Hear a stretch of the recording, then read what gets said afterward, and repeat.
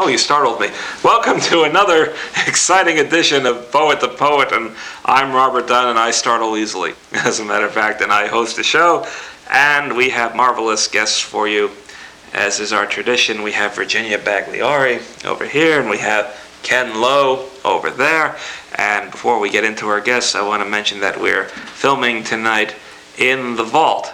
The Queens Village Vault, not the imitations you see in Manhattan, where a lot of strange stuff goes on. The Queens Village Vault is this marvelous performance space for Eastern Queens, where you get the creme de la creme of the area and beyond.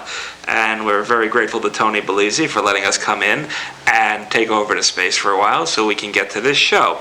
And with that in mind, let's get to the show. And our first contestant in the Taffy poll tonight is Virginia Bagliori, who is a poet, lecturer, and studied with the renowned poet translator Kimon Fryer. Correct. At NYU. She is a member of we're talking about you again now, right? Yes. Okay, good. The National League of American Pen Women, and the New York City branch. I remember when I was in the pen. Well, it wasn't quite the same pen. No. But no, it wasn't. The Brooklyn Poetry Circle, the Poetry Society of America, and the New York Poetry Forum. Also a founding member of the Joseph Campbell Foundation. They make a lot of great soup there, don't they? Not quite. All right. She's listed in the Who's Who of American Women. What a coincidence. So am I. How did you get in?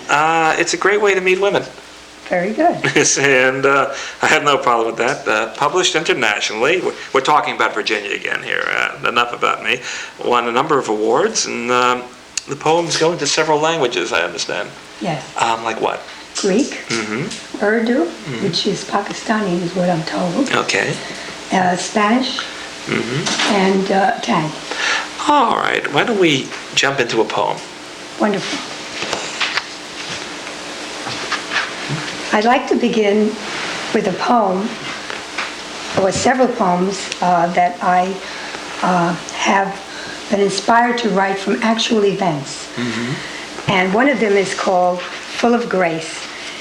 This was told to me by a soldier that expressed his feelings of survivor's guilt when his buddy died and in his place. Full of grace, dedicated to the unsung hero. I stand trained when taps record your bullet-riddled features, embalmed for generations who will never see your hero's face. I would exchange your place, for in your deed you braved this world and dreamed another. It is your grace that feeds the beast. I rest behind a tree to hide my many eyes. My tears bleed nails. They pierce my flesh, and I confess an ache in longing for that part of me that rests in you. A line drawing profiles your deep eyes. Camera lenses frame our mingled selves. Distanced by thick sod, awakened by the other, I live our trenched image until my time to ransom sleep. We never pay ransom around here. We just go right ahead. We had Stan Barkin, who is the head of cross-cultural communications, and he does virtually everything he puts out is in translation. And I was curious about something. You mentioned that you appeared in Greek and Spanish and Urdu, and I was wondering, is there anything that you can do to ensure that the translation says what you wanted to say, or is it an act of faith? I would say it's an act of faith. Have you ever gotten any communications indicating that something wasn't quite what it was supposed to be? Actually, when we did performances, my Greek colleague, Yotis Stratis, I would read it in English and she would read it in Greek. And the Greek audience that participated was very impressed with it, so I have to go by that. Oh, great. Okay, how about impressing our audience with another poem? Thank you. Challenger, Cape Canaveral, January 28th, 1986. Tribute to the astronauts. Visions of metaworlds inspired the astronauts, heroes of sky and sea, to skywrite their diary while they visualize distant planets as they enter the sacred cylinder pointed skyward. Breathless, I watched as the whole world watched the space pioneers igniting history on TV. Suddenly, the awful sound. Their destiny exploded before our eyes, penetrating the atmosphere with orange flames. It can't be. It can't be. But the image stayed. Then fear set in. The scene was real. The shock was real. Frantically we prayed, knowing they gave their dreams away, eclipsing the sun. Very elegant. I'm going to jump to Ken for just a moment to make sure he's okay over there. Ken, have you ever had any unusual situations with the translation? I sometimes write poems that are bilingual, and sometimes I have my poems translated completely into Chinese or another dialect. And I haven't had any problems with the translation. You have to work very closely with the translator, however, and go back and forth and make sure the meaning remains the same. But many images in Chinese are very different from English. In my own case, I find that a number of people have come up to me and offered to translate my stuff into English. And so I know from whence you speak, and I want to get back to Virginia and lure another poem out of her. Thank you. The following poem was written in dedication to my family. Verrazano Bridge Revisited. How strange to return to the Brooklyn street where I was raised, to a place known as Dahlgren, where a bridge now spans a river my parents sailed from Calabria, destined for Ellis Island. I watched them uproot the house I once lived in. Like a tooth being pulled, it was swallowed by a crane. My history is sculpted in mortar, wired in stone. At the foot of the bridge, where I played in the tallest grass, catching yellow butterflies and collecting grasshoppers in a glass jar. My father planted corn in a vacant lot next door, now replaced by this monument.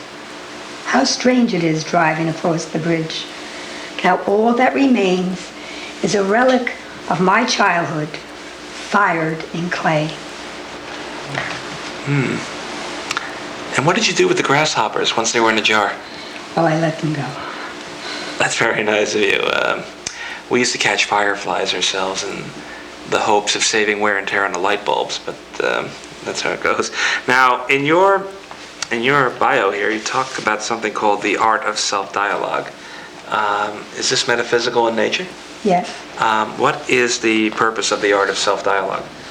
Well, to give you a little background, I've been writing poetry since I was a child. Okay. And it's been a way of life for me. And out of that experience of writing every day, the art of self-dialogue was created. It is a communication technique. And what I like to preface with is that poetry is a healer, a ventilator, and a revealer. And that I learned from Dr. Jack Leedy. And from that experience, through the creative process, I learned how poetry can be a healer. So the art of self-dialogue is a communication technique that is a language of its own, and a creative language where you do experience the healing factor. Well, I never quite got the hang of the art of self-dialogue. I usually ended up just talking to myself. That's okay. But how about healing everyone within the sound of your voice with another poem? Thank you. There's a challenge. The Hero with 1,000 Faces, dedicated to Joseph Campbell. The prayer is from the Hindu Song of the Lord, the Bhagavad Gita. In my morning ritual, I recite, the Lord said, behold my forms, various shape and color, moving, unmoving. I give you a divine eye to see 1,000 suns. I bow my head addressing him, O Lord, I behold your forms on all sides, your imprisoned splendor. Your raging fire stings me. I want to know you. Desire takes on your form. Courage speaks my name. I brave the black hole. My human form wrestles with demons that I imagine as darkness propels me into battle, where I find my lost self transported on the hero's path.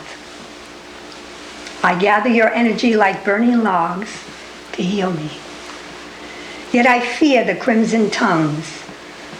My quest to know you, to see your face, compels me to pass the torch.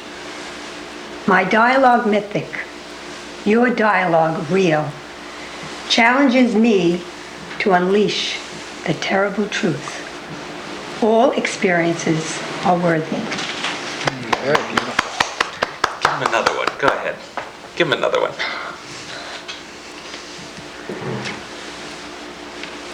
We are children of the sun, poised in the raiment of its conceit, reflecting its orb.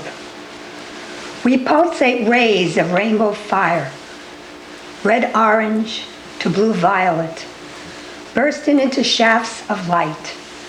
Soft white petals flow into the palms of our hands. The sun prophesies our destiny. Eternal equinox illuminates the primeval darkness. We become one. Armored in light, we move purposefully, centered in a triangular eye between heaven and earth. Light images appear as we inhale love, exhale light, healing the planets and the stars. When we are born, angels wing us promises. In return, we look up at the sun in perfect silence. And Virginia, do you have a bit of quick advice for the aspiring writers in the audience? Yes, I believe that you should write every day, even if it's just sketches of poetry.